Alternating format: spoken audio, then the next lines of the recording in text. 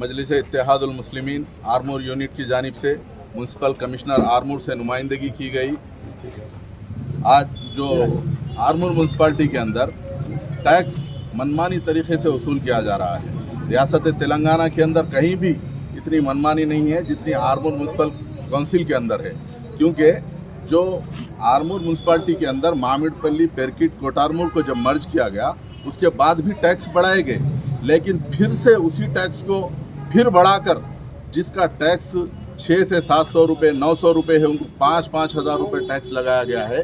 और जो छोटे छोटे कवेली के घर है या टीन शेड के घर है उसको भी टैक्स जो है 3,000 रुपये है, और एक बड़ी बिल्डिंग को भी 3,000 रुपये है, और कई ऐसे कमर्शियल बिल्डिंग है उसको भी टैक्स जो है 4,000 रुपये है, और छोटे से कवेली के घर को और टीन शेड को जो है 4,000 रुपये टैक्स है। गरीब लोग परेशान है, कारोबार नहीं है, लोग परेशान हाल में है। कोरोना के बाद कोई कारोबार नहीं है, आज हर आदमी परेशान है, चाहे वो हिंदू हो, मुसलमान हो, हर मज़हब के लोग एक एक वक्त की रोटी के लिए परेशान है। और म्यूनसिपल काउंसिल के अंदर मनमानी की जा रही है।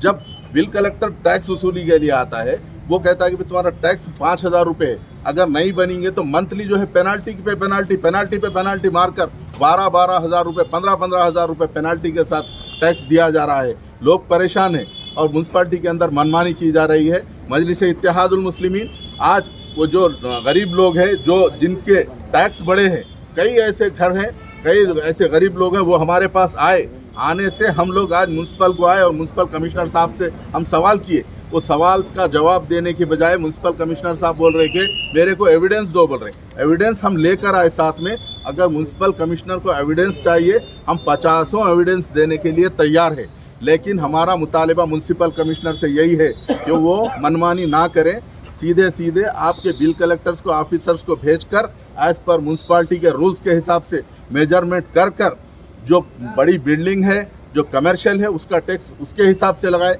जो टीन शेड है, कवेली का घर है, उसको उसके हिसाब से टैक्स लगाए। अगर इसी तरीके से मनमानी करेंगे तो मजलिस इत्तेहादुल मुस्लिमीन खामोश नहीं रहेंगी।